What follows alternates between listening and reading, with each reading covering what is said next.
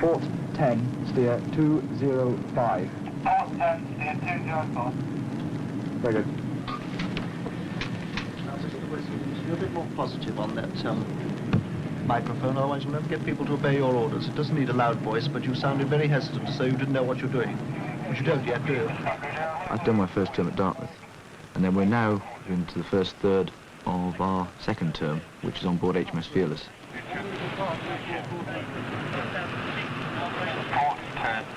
HMS Fearless was designed as an amphibious assault ship carrying Marines and soldiers. It's also a training ship with up to 150 midshipmen having sea experience before they go out to join the fleet. I want to be a seaman officer. That's why I joined the Navy. Roger report is no good. You've got to tell him what to do with the contact. All right? Tell him to report the contact again at 5 miles. Option bridge. Report to contact again 5 miles.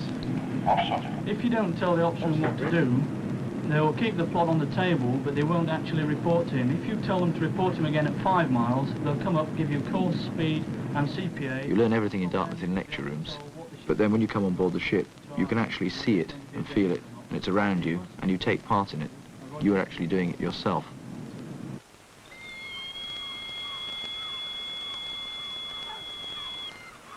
HMS Andromeda is a Leander-class frigate. The Leanders are the workhorses of the Navy. Navigator, take the ship on the bridge.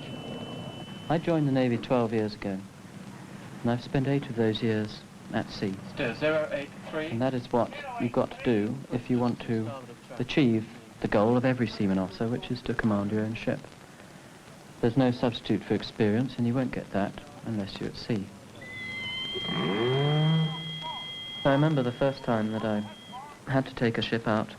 It was HMS Achilles, exactly the same as Andromeda, and the adrenaline was really flowing then. Never done it before. The first time that I'd navigated a ship anywhere, ever. West Vanguard buoyed the left chronicle to port, so relieved to port on the next turn. Plymouth, I suppose, is regarded by most people as a pretty tortuous place to get in and out. Still got a slight ebb. And if you don't look and think, that doesn't look right, So we want to turn early on the next turn. which is all part of experience, then things can go wrong. Wheel over to port 045 and 20 degrees of wheel. And I realised that for the first time I ever went out of Plymouth. It's the perfect teach-in. On now, sir. Port 15. Port 15! Well, it's the responsibility of the marine engineer officer always to be closed up in the control position for the machinery.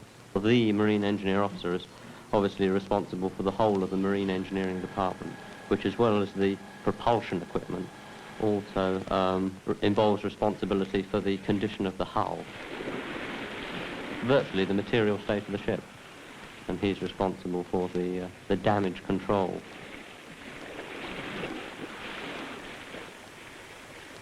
I think the tension in an exercise situation is created by the possibilities of damage to the ship and the enormous impact that that can have upon the ability of the command to fight the ship. The old adage, to float, to move, and to fight. The Marine Engineering Department has to provide the first two of those.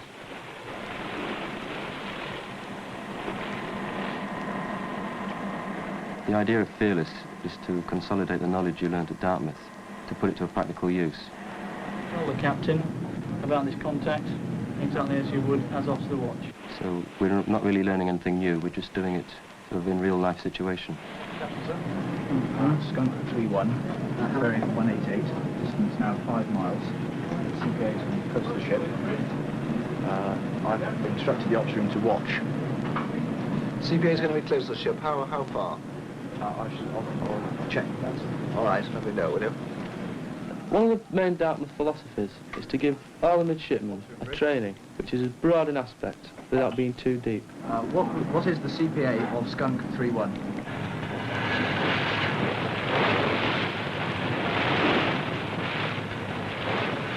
Whatever entry you are, engineer, seaman, supply, pilot, the lot, you're a naval officer first, and a seaman or an engineer second. And that's why we get the same basic training. Well, on, hang it back. All midshipmen on board Fearless spend quite a few hours doing seaboat training, because if you do have a man overboard, it's one of the most effective ways of recovering him. At Dartmouth, we spend a lot of time also talking about man overboard, but again, there it's theory, all done on the river in small motorboats. Actually getting out there in the sea, in the big waves, it's putting it into a real-life situation.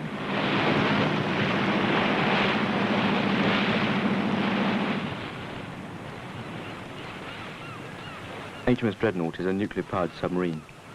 She's capable of carrying out continuous, high-speed underwater patrols. She's completely independent of her base and can, in fact, circumnavigate the globe without even having to surface. They've been operating in and around that area. The only navigational dangers, sir, are the hind bank out here, but that should present us with no problems as we don't expect to be that far west. That's all, sir. Thank you.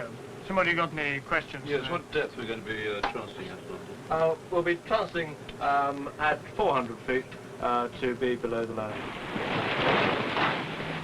The great thing about life in the Navy, and particularly the submarine service, it's a 24-hour-a-day life. It's not like sort of shutting the door in the office at 5 o'clock in the evening. The work is very real. It's to do with today's confrontation. Weapons? Correct, sir. The weapon system is correct. We still have 2 more Mark 8s to charge before we die, which should be finished within the next 40 minutes, sir. It's not the glamour Navy, but it is the Navy that produces results. And I think it's this worthwhileness in the job that really attracts people into us. Communications? Reading a broadcast routine every 3 hours, sir. So at 6 o'clock, 9 o'clock, 12 o'clock, etc. You have to read one routine in 4. You go into high-frequency radio silence at midnight tonight.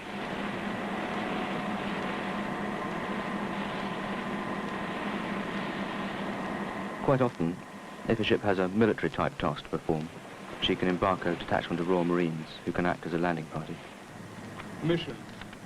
Our mission is to deny the enemy the use of this railway line for 48 hours. We will do this... Well, the ship's detachment itself consists of an officer, a ship sergeant major, and a detachment of up to about 20 Marines. The ship will sail tonight and be off the area here before first light tomorrow morning. At 0600 we will embark in the Geminis and we will land at 0700. We will move inland. As an officer, you are part of Wartime life, and the Marines detachment, including yourself, is part of the ship's company. We will secure the immediate area, and myself and 3 will go in and set the demolition charges. Going on a small raid like that, where you're going in, you're going to do a job and you're going to come out within a very short space of time, you'll travel obviously as light as possible.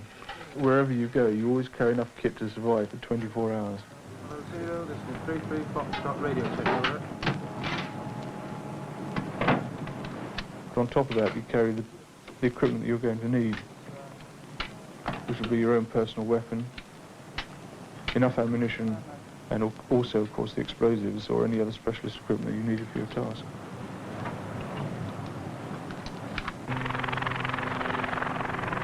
The Royal Naval Air Station at Yeovilton has about 240 wrens. Girls employed as aircraft mechanics, radar operators, and Met watchkeepers.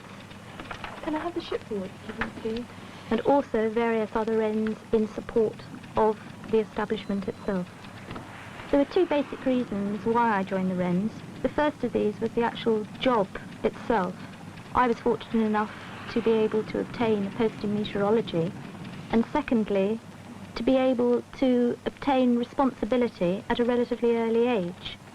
I was a teacher and particularly enjoy working with people, and the service gives you ample opportunity for being able to develop any potential that you have in this particular sphere.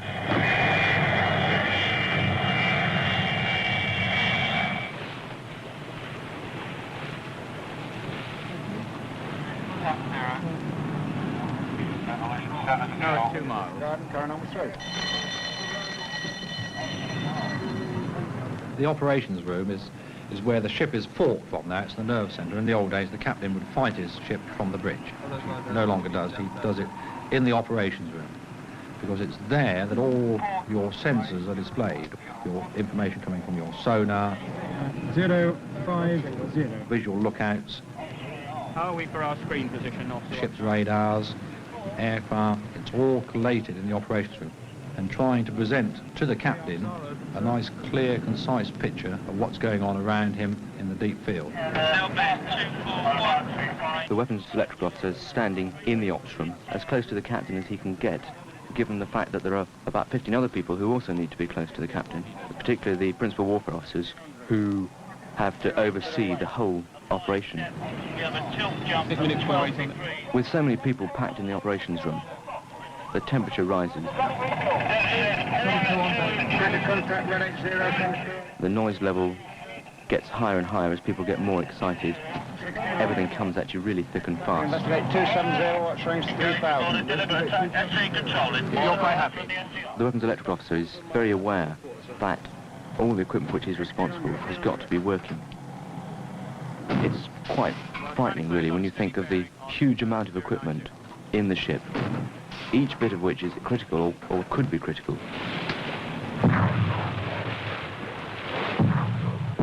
It's a sort of humbling process after university when you think you're the top dog to learn that you're not and accept the fact that experience is one of the most important things rather than the theory that goes with it.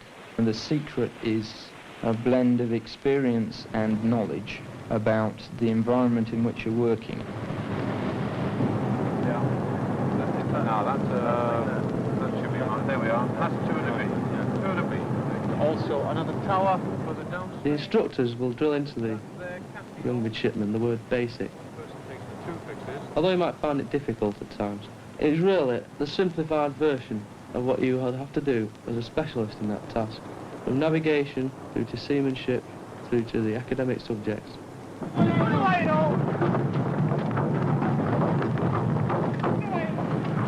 Replenishment at sea is when one ship does not want to go into port to replenish its supplies, in which case the Royal Fleet Auxiliary will come alongside.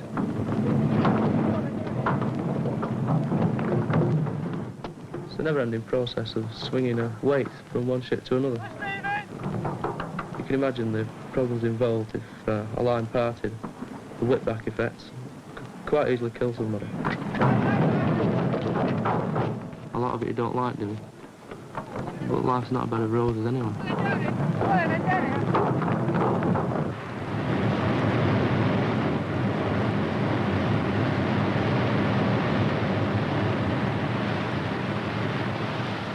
I have the ship.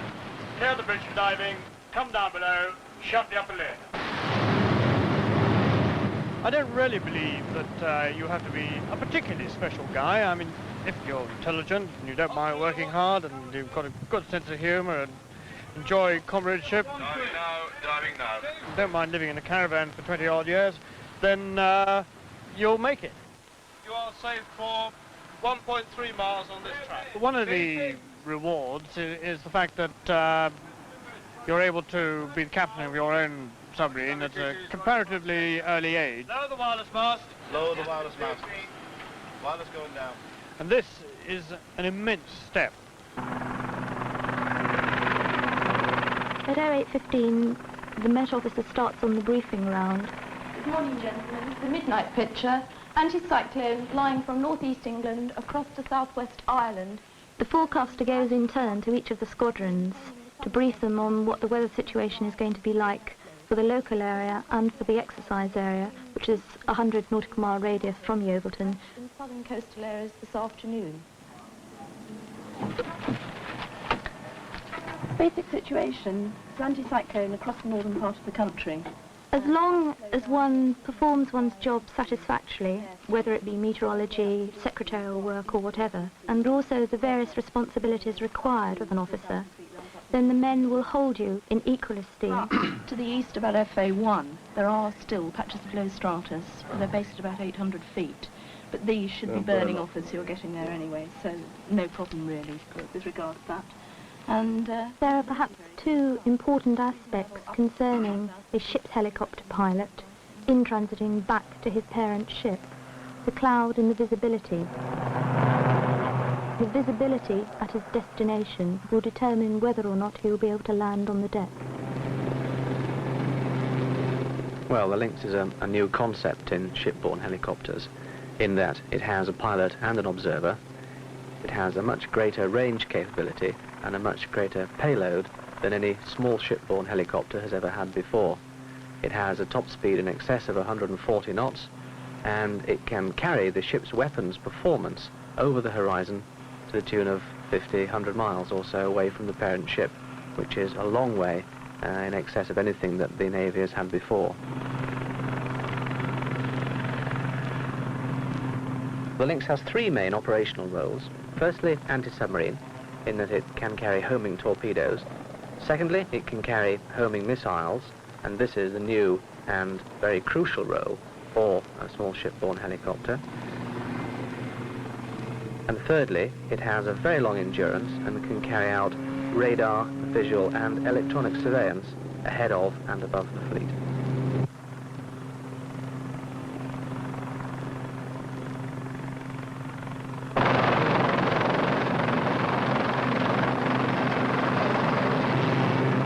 Most pilots, I think, join the Fleet Air Arm first of all to fly, because they have the advantages of not only flying, but also of serving on a ship, seeing the world, and being part of the naval environment.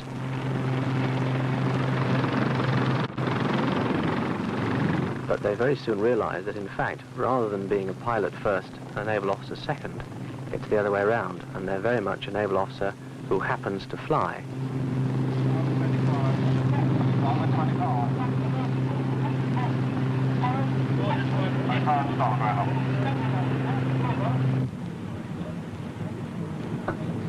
Don't forget, lads, just make sure it's a nice drop round the ears. Good.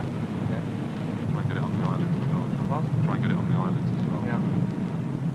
You're prepared to leave. You camouflage yourselves out. Good first field dressing? No, sir. We get this man first field dressing, so that's good. Okay.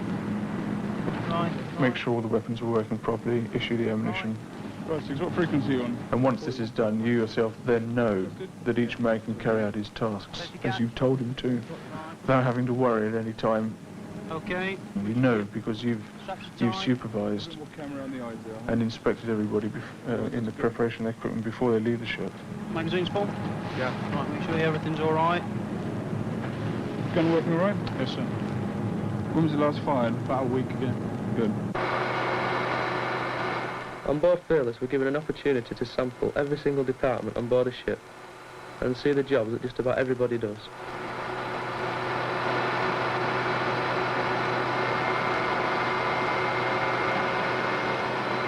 We live like ratings in the same messes. We are treated like ratings quite a lot. We eat with the ratings. We have the same sort of leave hours, same conditions. I mean, we work with the ratings as well. We talk to them. They don't look at us as officers, so they talk to us quite freely. But if we had a couple of gold stripes on our arms, you know, they would sort of clam up a bit. And this is a good way to find out, you know, what they think.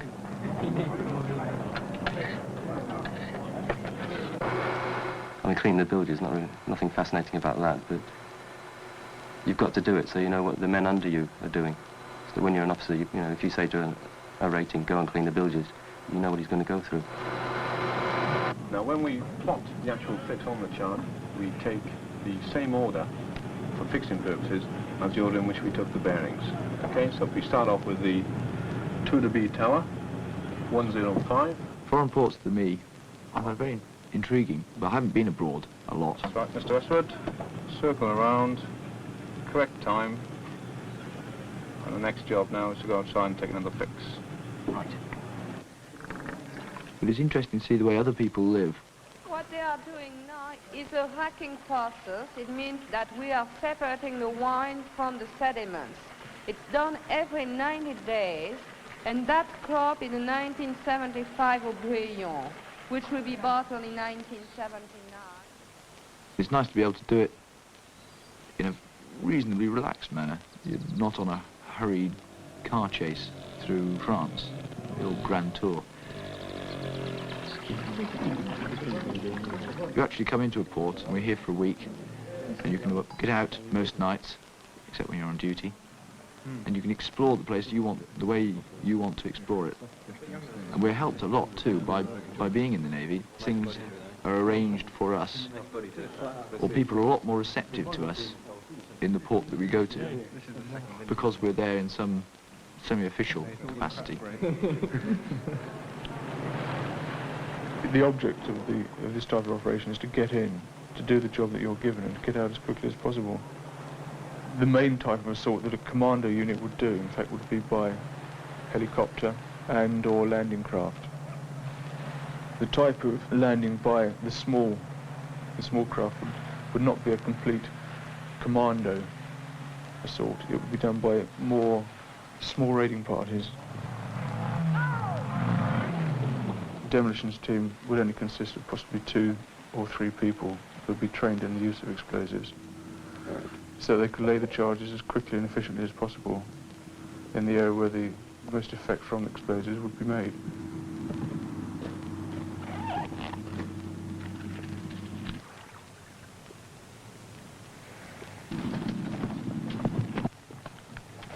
The idea in this case would have been to blow the railway line as quickly and cleanly as possible. And once that was done, to leave the area as quickly as possible again and back to the parent ship.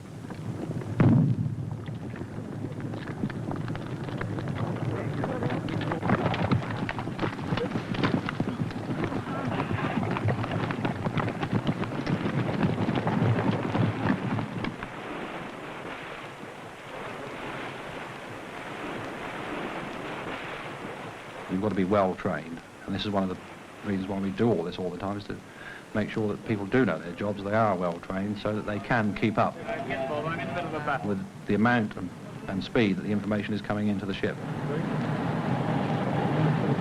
Officer Watch, the aircraft attack is taking place now. Shortly afterwards we'll be launching 472. Roger, sir. Understood. You can sometimes wonder what would happen if that was really an enemy aircraft coming in. It's very difficult to put oneself into a wartime environment.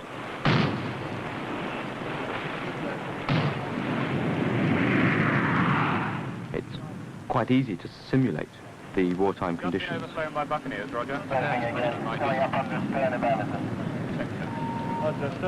you. 090. But it's very difficult to put oneself in the mental frame of being at war. 15 is fine, I'll let you know, we're in the middle of an air attack. The closest one can come to this is by total commitment to an exercise. And sometimes you can get this terrific feeling of a whole ship's company really imagining that this is for real, and that you get a terrific esprit de corps. Good. When people begin to realise that there could be a war, and we could manage. Roger, starboard 15.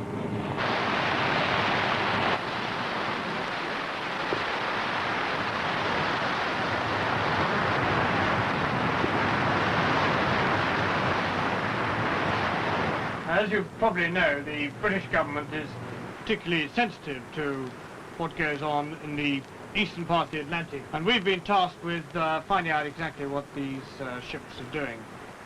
In the next 24 hours, I'm going to go deep and fast, get there as quickly as possible, and to get on with the assessment.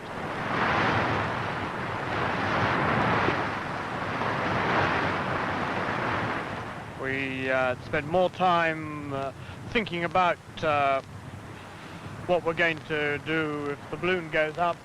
I know it's perhaps not a good way of thinking about things. One hopes it'll never happen, but I think it's absolutely vital that in the interest of the whole country that we are ready.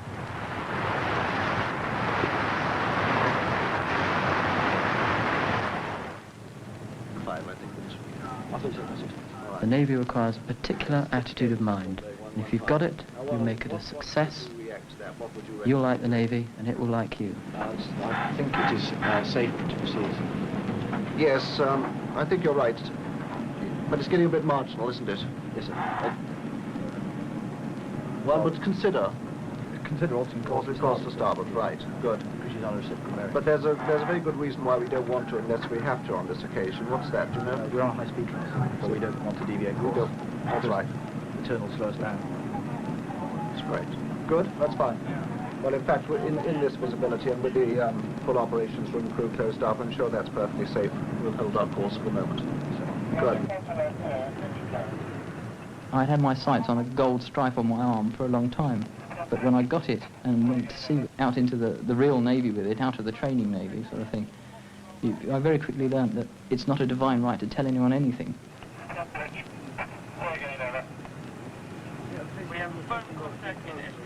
It purely signifies that you've got so far up a ladder. You've got to make it mean something. You've got to amass the experience and use the common sense when you haven't got the experience to make the rank mean something. Come right 180. Bearing 102. Range 850. Range rate change 12.